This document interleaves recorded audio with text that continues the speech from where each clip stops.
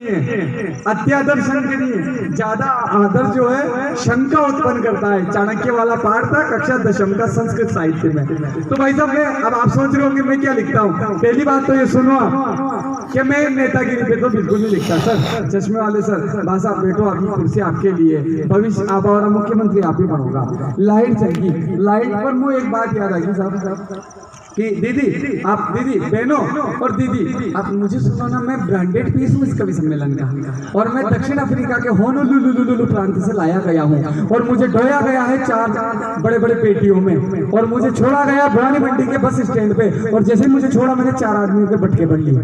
इसलिए दीदियों आप सुनो मुझे। भाई साहब आप सोच रहे थे मैं क्या लिखता हूँ। एक तो दिमाग मेरा इस लाइट ने खराब कर दिया। मैंने लाइट पे लिखा अभी कुछ दिनों पहले, हम तो गाँव में रहते हैं साहब, मैं मेरे माता पिता के पास रहता हूँ, मेरा आधा परिवार सुनेल रहता है, तो लगातार लाइटें जा रही थी। तब मैंने मालवी भाषा में कुछ पंक्तियां लिखी। लाइट की वजह से दिमाग खराब हो गया था। मेरे पड़ोसी के बच्चे को जो है वो क्या हो गया था, मलेरिया हो गया था सर, मच्छर काट काट के कि कहीं दिमाग उड़ गया कि जी पीछा वाला भी तो इन्वर्टर ला लिया है, जी पीछा वाला भी तो इन्वर्टर ला लिया है, जी पीछा वाला भी तो इन्वर्टर ला लिया है। लाइट नहीं आ रही तो भी बिल बढ़ चढ़ के आ रहा है, और गरीबा का छोरा है माचलडा खा लिया है, और जन के 4-5 छोरा छोरी भी मन मर्जी से नारिया है, और बाप का हो जो उभर के तो गेलिया जी घना मसाना में जा है। ताली बजी, कविता समझ में आई बाबूजी के। भाई साहब मैं ये लिखता हूँ, मैं नेतागिरी पे तो बिल्कुल नहीं लिखता। क्यों नहीं लिखता? क्योंकि गरीबों की रेवड़ियों को कुत्तों में बांट आए हैं। मैं नेतागिरी पे क्यों नहीं लिखता हूँ कि गरीबों की रेवड़ियों को कुत्तों में बांट आए हैं, गरीबों की रेवड़ियों को कुत्तों में बांट आए हैं, और वोटों के चक्कर में हिंदू मुस्लिम छांट आए हैं, और सभी नेताओं पर आंख मीच कर विश्वास मत करना साहब, क्योंकि ये कुर्सी के चक्कर में पता नहीं कहाँ थूक कर चाट आए हैं। इसलिए मैं नेताओं पर बिल्कुल नहीं लिखता साहब। अच्छा मैं तो प्रेम पर भी नहीं लिखता दादा, मैं प्रेम पे भी नहीं लिखता, क्योंकि मेरी प्रेम कहानी भी साहब फ्लॉप हुई। आप बड़े बुजुर्ग हैं और मैं प्रेम की बातें कर रहा हूँ, लेकिन हर एक उम्र में ये प्रेम का सबका दौर होता है। ऐसे स्ट्रक्चर पे सक्सेस भी कैसे हुई है देख लो। किसी ने दे दी वो तो तरस खा के कोई बोलते दादा तू प्रेम के चक्कर में मत पड़, अपनी जो विधा उसने सुना। अच्छा बिल्कुल, जैसे अच्छा मेरे स्ट्रक्चर पर जो है प्रेम जो है शोभा नहीं देता। ये आप बताओ, आप बाग भरोसे मल गई यार भाई साहब, ठीक है जाने खतरा गठबंधन करना पड़ेगा जब आगे मिली। भाई साहब मैं प्रेम गिरिराज जी के साथ बैठो एलेक्शन जाओगे आप, और आप नहीं जाओगे आप, और आप जा रहे हो जिस मंशा से जा रहे हो, मैं आपके डील में आऊंगा, और मैं आपकी बिल्कुल भूमिका और कार्यक्रम नहीं बनने दूंगा। अगर आप माता जी की पूजा करने जा रहे हो तो ये बात कह रहा हूँ, और कुछ नहीं। गिरिराज जी भाई साहब बैठो और आप अच्छे लग रहे हो, क्योंकि मुझे युवा बहुत कम दिखाई दे रहे हैं, बड़े बुजुर्ग दिखाई दे रहे हैं। बड़े बुजुर्ग और माताएं बैठी हुई है, माँ साहब बैठी हुई है, लगभग 70-80 साल की माता जी होगी। मैं माताजियों के चरणों में और बड़े बुजुर्गों के चरणों में प्रणाम करता हूँ कि पुरखों के चरणों में ही प्रीत मिलती है, पुरखों के चरणों में ही प्रीत मिलती है, पुनीत प्रेम की सदा उम्मीद मिलती है, और ये है देव हमारे इनको ना बिसराओ रे, इनके आशीष तले ही तो जीत मिलती है, इनके आशीष तले ही तो जीत मिलती है। तू महिलाओं को 70-80 साल का बता रहा हूँ, बेटे की क्या गुस्से में चल जाएगी। 20-25 साल का बोल, अगर पूरा काफी पाठ अपना सुनाना है तो। नहीं माता जी बेटी हो, मुझे इस लाल को, आपका बच्चा है ना, तो इस लाल को सुनने के लिए बेटी हो। और आप नारी की बातें कर रहे थे, वास्तव में नारी महान है साहब। हमारे हिंदी साहित्य के साहित्यकारों ने, हम कहाँ के कवि है, कवि तो कबीर थे, कवि तो तुलसी थे, जो मंचों पर नहीं थे, लेकिन कविताएं उनकी इतनी अमर थी कि बिना उनकी शक्ल देखे भी आज हम रामचरितमानस गाते हैं, बिना कबीर को देखे हुए भी हम उनके दोहे गाते हैं। तो कवि और तुलसीदास हम कहाँ कवि हैं साहब, हम तो उस परिपाटी को पार ही नहीं कर पाए। मैं स्वयं को कवि कहलाना पसंद नहीं करता हूँ, लेकिन बात ये नारियों पर क्या कहूँ मैं। हमारे साहित्यकारों ने कहा है कि नारी नारी नारी क्या कहे नारी नर की खान, नारी नारी क्या कहे नारी नर की खान, और नारी से पैदा हुए ध्रुव पहला समान, नारी से पैदा हुए ध्रुव पहला समान। ये तो साहित्यकारियों की कविता है। और मुझे कागला की कविता सुनो नारी पे, मुझे कागले की, क्योंकि मैं कवि नहीं हूँ, और मैं कवि नहीं हूँ इसलिए मुझे बढ़िया कविता लिखना आती। मैंने माताओं आप पर कविता लिखी, सुनना। एक बहन बेटी हुई है, बाकी माताएं बेटी हुई है, सुनना। कोई असो लाग भी जाने 64 जोगड़िया में एक ही जो है शारदे बेटी हो, है ना। दीदी आपको प्रणाम करता हूँ, बहुत बढ़िया हंसती हो आप। पतंजलि से करती हो कि आप भी मंजन नहीं बिल्कुल दांत चमक रहे दीदी आपके। तो नारी पर मैंने कविता लिखी कि नारी नहीं होती तो क्या होता, नारी नहीं होती तो क्या होता, नारी नहीं होती तो क्या होता, नारी नहीं होती तो क्या होता, नारी नहीं होती तो क्या होता। रूप मंत्रा वाले क्या करते, रूप मंत्रा वाले क्या करते, रूप मंत्रा वाले बेरोजगार होकर भागते, रूप मंत्रा वाले बेरोजगार होकर भागते और बोरोप्लस वाले घर पे ही बर्तन मांगते। नारी नहीं होती तो क्या होता, नारी नहीं होती तो क्या होता, रूप मंत्रा वाले बेरोजगार होकर भागते और बोरोप्लस वाले घर पर बर्तन मांगते। नारी नहीं होती तो साड़ी नहीं होती, नारी नहीं होती तो साड़ी नहीं होती, साड़ी नहीं होती तो साड़ी वाले क्या बेचते, नारी नहीं होती तो साड़ी नहीं होती, साड़ी नहीं होती तो साड़ी वाले क्या बेचते, खुद ही बाटी बनाते और खुद ही सेकते। क्या बात। और नारी के बिना किसका घर बार पूरा है, नारी के बिना किसका घर बार पूरा है, जेठालाल मजे में है और पोपटलाल अधूरा है। और नारी के बिना धरती धरती नहीं खंजर सी लगती है, नारी के बिना। अच्छा मुझे पोपटलाल बना दिया, कोई बात नहीं, हम फिजिकल इंस्ट्रक्चर ये सही है। नारी के बिना धरती धरती नहीं खंजर सी लगती है, नारी के बिना धरती धरती नहीं खंजर सी लगती है और ये दुनिया दुनिया नहीं बंजर सी लगती है, ये दुनिया दुनिया नहीं बंजर सी लगती है।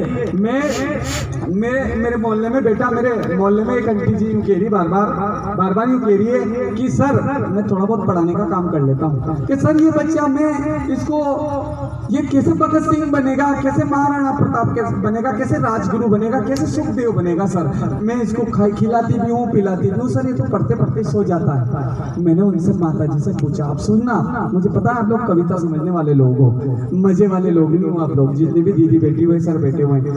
उन माता जी ने मुझे कहा कि सर ये कैसे महाराणा प्रताप और भगत सिंह, राजगुरु, सुखदेव, सुभाष चंद्र बोस और चंद्रशेखर आजाद बनेगा। मैंने पूछा आंटी जी आप क्या खिलाती हो इसको, 5 रुपए के तो टनाटन खिलाती हूँ मैं इसको, 5 रुपए के टेढ़े मेढ़े खिलाती हूँ मैं, तो पूरा सुबह इसको नाश्ता कराती हूँ। भाई आप बताओ, आप ये बताओ कि टनाटन और टेढ़े मेढ़े खाने वाले बच्चे राजगुरु भगत सिंह और सुखदेव बनेंगे? बहुत बढ़िया। वो तो टेढ़े ही होंगे, टेढ़े टनाटन वाले बच्चे तो टेढ़े मेढ़े होंगे, कुरकुरे खाने वाले बच्चे कुरकुरे होंगे। इसलिए मैं भारत की माताओं से भवानी मंडी की तरह से ये कहना चाहता हूँ कि बच्चों को अगर आपको हिस्ट पुष्ट बनाना है तो हमारे 80 साल की 70 साल की जो माँ साहब बेटी है ना, इनसे पूछना कि मजबूत खुराक क्या होती है। मजबूत खुराक होती है छाछ, मजबूत खुराक होती है दलिया, मजबूत खुराक होती है हमारा स्वदेशी भोजन दाल बाटी, तब जाकर के बच्चे मजबूत बनते हैं। ये अंग्रेजों वाले भोजन और फास्ट फूड खिलाने से क्या बच्चे मजबूत बनेंगे?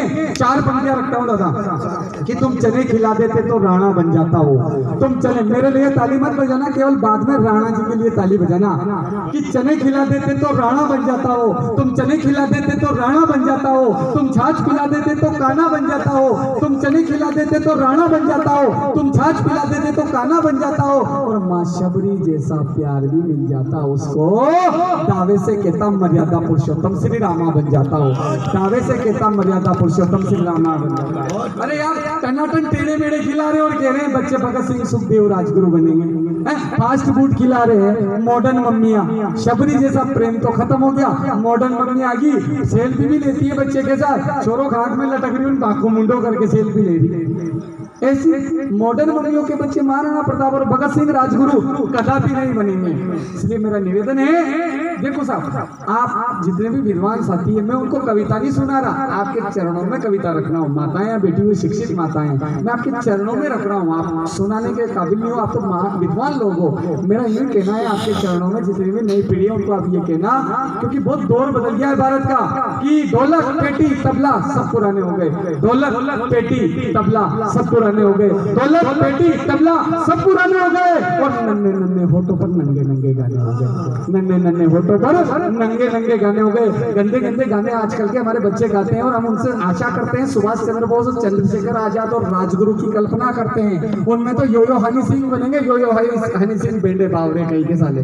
मुझे लगता ही नहीं है कि एक कोई काय के गायक है। गायक कौन होते थे? जो मंगलवार के दिन बालाजी महाराज का झंडा ढोलक पेटी के साथ गलियों में निकाला करते थे और बढ़िया रामचरित्र मानस की चौपाइयां दोहराया करते थे, वो थे गायक। और इस मुंबई ने नारियों को गायक बना करके बड़ी बड़ी मंचों पर बैठा दिया।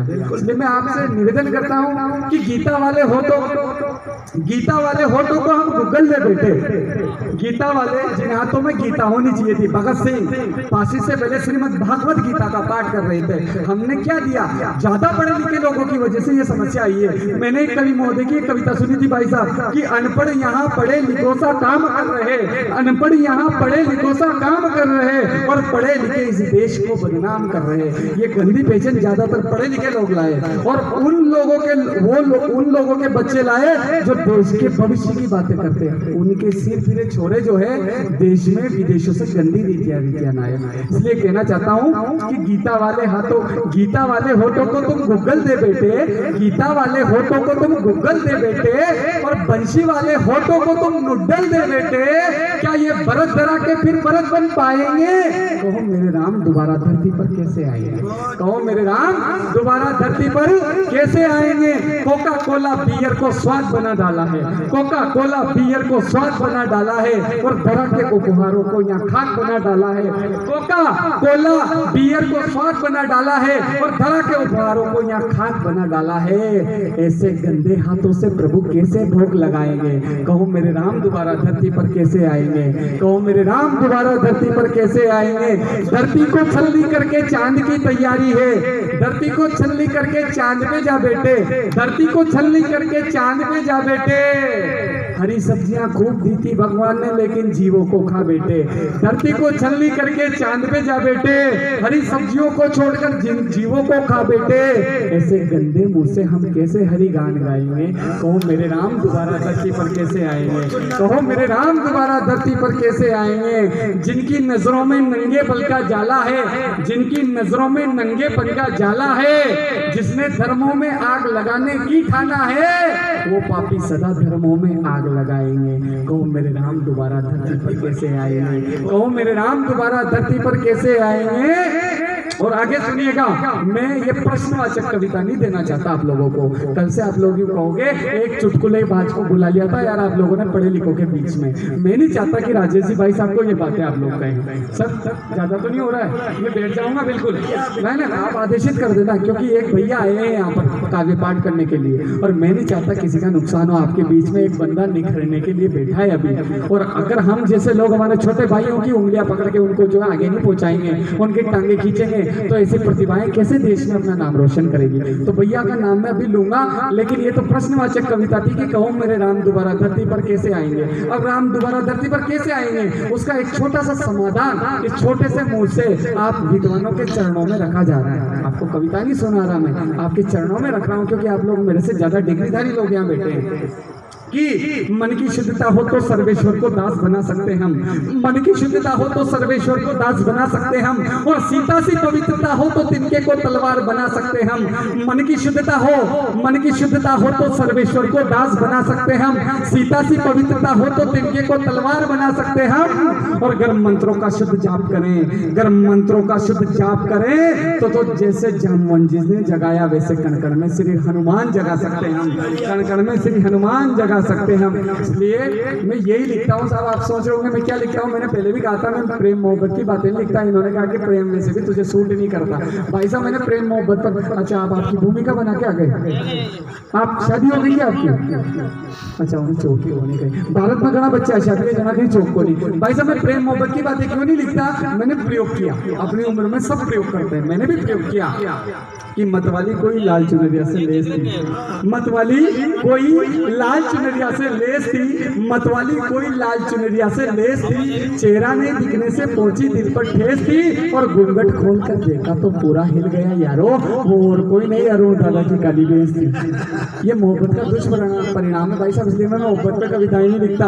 मैं कैसी कविताएं लिखता हूँ मोहब्बत पर, मोहब्बत में करता हूँ, लेकिन मैं मोहब्बत पर कैसी कविताएं लिखता हूँ? दो दीवाने होते हैं, एक दीवाना गली मोहल्ले में पाया जाता है और गंदी नजरों से भटकता फिरता है, और एक दीवाना बॉर्डर पे पाया जाता है और हमारे देश की रक्षा करता है। तो गली मोहल्ले के दीवाने ने जो बॉर्डर के दीवाने से पूछा कि यार तुम भी दीवाने हो, हम भी दीवाने हैं, लेकिन तुम्हारी मोहब्बत में और हमारी मोहब्बत में इतना अंतर क्यों है? तुम्हें तो लोग बड़ा रिस्पेक्ट देते और हमें लोग रिस्पेक्ट नहीं देते। तो क्या कहा उस बॉर्डर के दीवाने ने? सुनना आप, क्या कहा उस बॉर्डर के दीवाने ने गली मोहल्ले के दीवाने से कि तुम भी इश्क के मरीज हो, हम भी इश्क के मरीज हैं। तुम भी इश्क के मरीज हो, हम भी इश्क के मरीज हैं। तुम भी इश्क के मरीज हो, हम भी इश्क के मरीज हैं। चिट्ठियां तुम्हारे भी आती है, चिट्ठियां हमारे भी आती है, चिट्ठियां तुम्हारे भी आती है, चिट्ठियां हमारे भी आती है, किंतु फर्क इतना है मेरे दोस्त, तुम्हें दीवानी डिनर पे बुलाती है और हमें सरजमी बॉर्डर पे बुलाती है, हमें सरजमी बॉर्डर पे बुलाती है। जय हिंद, वंदे मातरम। काव्य पाठ बहुत है, कविताएं बहुत सारी है, खूब सुना सकते हैं, लेकिन एक भैया बैठे हैं और हम चाहते हैं कि साहित्यकारों के बीच में वो भैया आज अपनी ओपनिंग करें।